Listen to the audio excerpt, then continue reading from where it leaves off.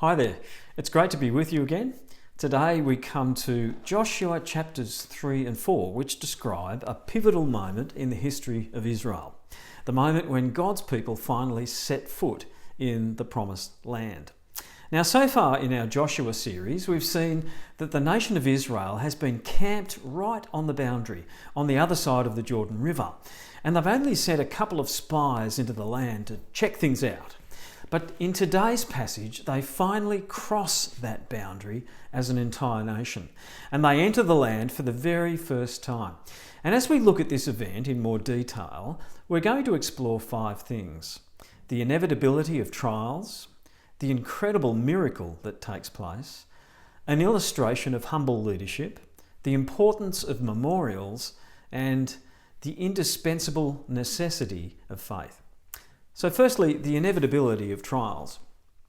Now, the people of Israel have, I think, got it pretty difficult at this point. In fact, on the surface, things seem to be stacking up against them.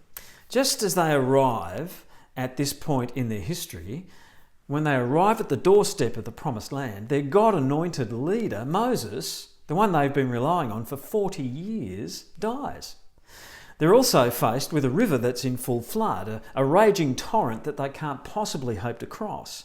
And even if they do manage to somehow get across the river without drowning or being swept away, they are then faced with multiple nations who are strong and powerful and well-resourced, who are going to fight them to the death. Meanwhile, Israel are almost certainly under-resourced, having been homeless nomads for 40 years, scratching out a meagre existence in the desert. Now, put all these things together and you could be excused for thinking that these people have been abandoned by God rather than are under his blessing. Now, the flooded river is a particularly interesting scenario, I think. Why did God have to bring them to the river now, when the river was at its highest point of flood? Why couldn't he have brought them here, I don't know, a couple of months earlier or a couple of months later? Why now when it's impossible for them to cross? The answer?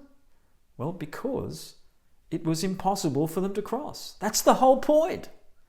God wanted to reveal his great power to them. He wanted them to see with their own eyes his miraculous provision for them, so that they would have absolutely no doubt that he was with them. Now, there's an application for us here, isn't there? God's great purpose for us, I'm sorry to say this to you, is not to give us an easy ride, a comfortable life, free from trials and difficulties. If that's your goal, then you're on the wrong bus. Jesus said, in this life you will have troubles. John 16:33. In other words, God's purpose is not to decrease your troubles, but to increase your faith and your godliness. And God will often use the troubles in your life to do just that, as he strengthens and comforts you and reveals his great power to you, even in the midst of those troubles. Even though I walk through the valley of the shadow of death, I will fear no evil, for you are with me.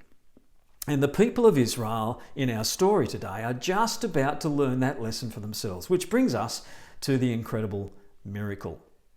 And the miracle is quite simply that God stops the river from flowing. He literally drops a spiritual floodgate across the river so that the water piles up in a vertical wall upstream at a town called Adam in chapter 3, 16 and 17.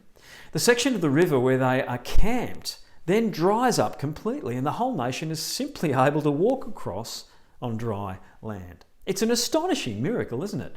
And we're meant to make a connection here, because this is an exact replay of the miracle that God performed when he led the Israelites out of captivity in Egypt all those years ago, when he caused the Red Sea to pile up in a vertical wall on either side of them so that they could walk across on dry land. It's an exact replica. Now, of course, most of these people in this story hadn't witnessed that previous miracle. That whole generation had in fact died out in the desert. There might have been a few of them left alive who had witnessed it, but they would have only been young children at the time. At the very best, it was a vague childhood memory for some of these people, but for most it was simply a hard-to-believe story. And so God brings them to a flooded river to do it all again. so that he can show these people what he showed their parents and their grandparents in the past, that he is with them and that he is the all-powerful God of creation and they can trust him. So let me ask you the question, do you trust God?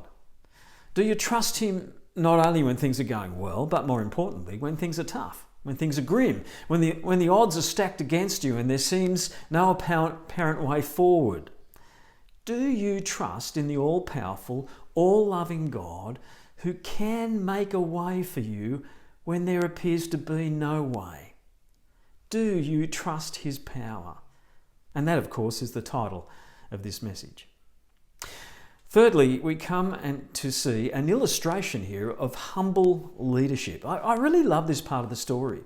You see, just prior to this, Joshua has been named the successor to Moses. He is their new leader. But he really is the new kid on the block, isn't he? He is untried and untested as their leader. He doesn't have any runs on the board yet.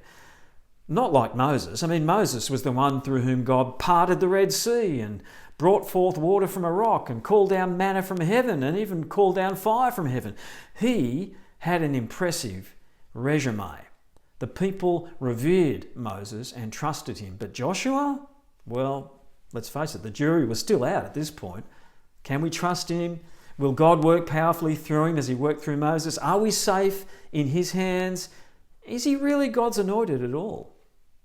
Now, God understands the people's doubts at this point, and so he says to Joshua in verse 7 of chapter 3, "Today I will begin to exalt you in the eyes of all Israel, so that they may know that I am with you as I was with Moses." Now, that's very encouraging for Joshua, I'm sure, but then notice how Joshua subsequently addresses the nation. He calls a big meeting of all the people together, and this is what he says to them in verses 9 and 10. Joshua said to the Israelites, "Come here and listen to the words of the Lord your God. This is how you will know that the living God is among you and will certainly drive out the Canaanites, Hittites, etc., etc." He names the various nations then. And then he goes on to give God's specific instructions on what they are about to do as they cross the Jordan. Now, you might not be able to see the humble part of this story, but let me point it out to you. God has just promised to exalt Joshua in the eyes of the entire nation. But when he calls the people together for their pre-game team talk, he makes no mention of this. In fact, he doesn't speak about himself at all. He doesn't say, "Now, people of Israel, listen to this. God's just told me that I'm your new leader and that he will work powerfully through me, just as he worked through Moses. So you need to follow me and obey me and trust me just as you trusted and obeyed Moses. So here's what I want you to do. Listen very carefully, please." Now, there's none of that. There's none of that. Instead of speaking about himself, he simply points the people to God and he says, "Listen to the words of the Lord your God. This is how you will know that the living God is among you and will certainly drive out the nations." He doesn't say, "Listen to me." He says, "Listen to God." He doesn't say, "Follow me." He says, "Follow God." He doesn't say, "Trust me as your leader." He says, "Trust God as your saviour." There's an incredible humility here, I think. This is a beautiful and powerful example of what godly leadership looks like. Godly leadership doesn't exalt oneself, but exalts God. Godly leadership doesn't insist on allegiance to oneself, but encourages people to trust in God. Can I ask, are you a leader or someone who aspires to leadership in God's church? Then follow the humble example of, well, not just Joshua, follow the humble example of Jesus, the greatest leader of all, who said, in a leadership seminar he once conducted with his own disciples, "Learn from me," he said to them, "for I am gentle and humble in spirit. Be like me in your leadership of God's people." Well, fourthly, the importance of memorials. After this extraordinary miracle has taken place, God then commands that the people of Israel take 12 stones from the middle of the river and construct a memorial, a physical monument, if you like, at Gilead. as a lasting reminder of God's miraculous intervention on this particular day. And in chapter 4, verses 6 and 7, Joshua then explains the purpose of this monument or memorial. In the future, when your children ask you, "What do these stones mean?" tell them that the flow of the Jordan was cut off before the ark of the covenant of the Lord. When it crossed the Jordan, the waters of the Jordan were cut off, and these stones are to be a memorial to the people of Israel forever. So these stones are to be a physical reminder of an extraordinary miracle, a visible memorial to ensure that the Israelites don't forget God and stray from him in the future. But I have to tell you, the sad news is it didn't work. About 70 or 80 years later, we read in Judges chapter 2, verses 8 to 11, Joshua, son of Nun, the servant of the Lord, died at the age of 110, and they buried him in the land of his inheritance. After that whole generation had been gathered to their fathers, another generation grew up who neither knew the Lord nor what he had done for Israel. Then the Israelites did evil in the eyes of the Lord and served the Baals. Can you see what's just happened here? Just 2 or 3 generations later, they, and I quote, neither knew the Lord nor what he had done for Israel. Just a couple of generations later, they had completely forgotten. How is that possible? How could they possibly forget after such an extraordinary miracle? Well, the sad and obvious answer is that they had not done what Joshua had told them to do. They had not passed their faith on to their children and their grandchildren. So that by the time Joshua died, the people who lived in the land would have looked at that pile of rocks and said, "What's that pile of rocks doing there?" "I don't know." "Do you know?" "No, I don't know." Brothers and sisters, passing on our faith to the next generation is just so important. It's a vital part of our great missionary task. And in our case, and memorials play an important part of that. I'm not talking about piles of rocks, but regular, perpetual memorials or reminders that point people to God, our Saviour. Memorials like prayer at the family meal table, family devotions, family Bible reading, praying with children and grandchildren at bedtime, coming to church every week with your family. These are wonderful daily and weekly memorials that we must not give up on. Even when we don't feel like it, even when we're tired and grumpy and we just want to sleep in on a Sunday morning, or we just want to turn that light out and say to our kids, "Oh, I'll pray with you tomorrow night. Mummy's tired, Daddy's grumpy, Grandpa's upset because you made a mess in the bathroom. We'll give prayer a miss tonight." Folks, brothers and sisters, don't give up. Don't stop.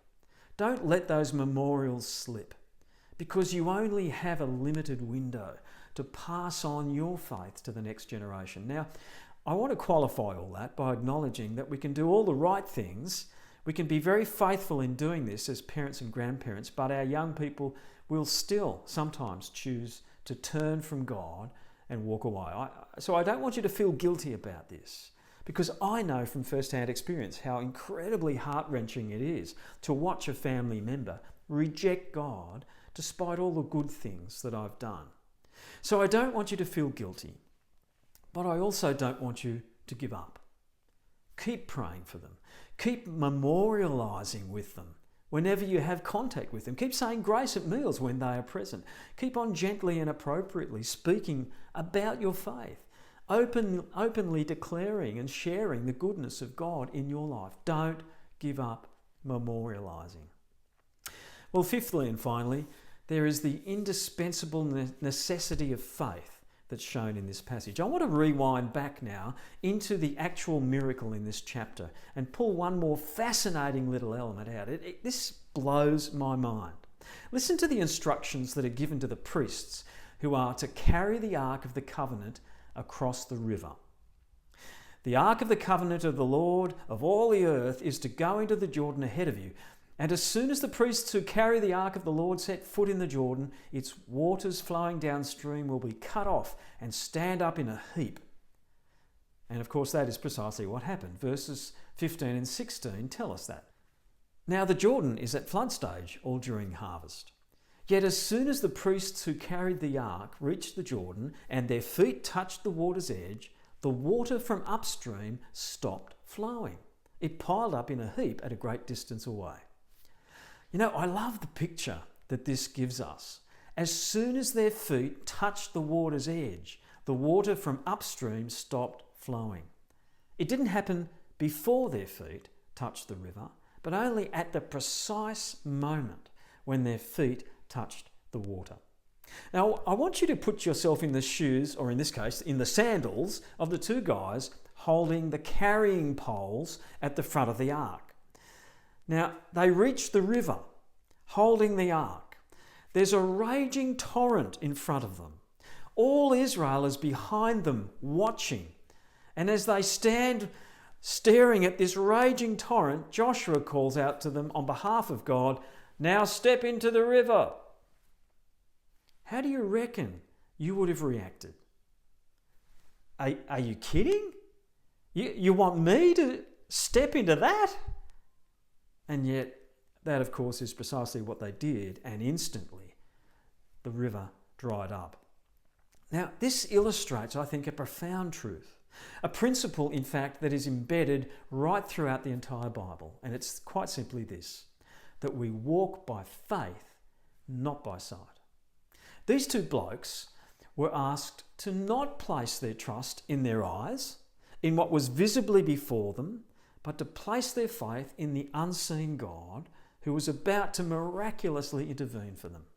And notice, please, that they had to step out first before the miracle happened. God didn't say to them, "Now just stand there for a few minutes by the riverbank and wait until I turn off the tap and then you can step out." No. They were instructed to take a step of faith first, when every outward indication was telling them to not budge an inch. But isn't this the way that God almost always works? God requires a step of faith from us, without us always being able to see how it will all work out.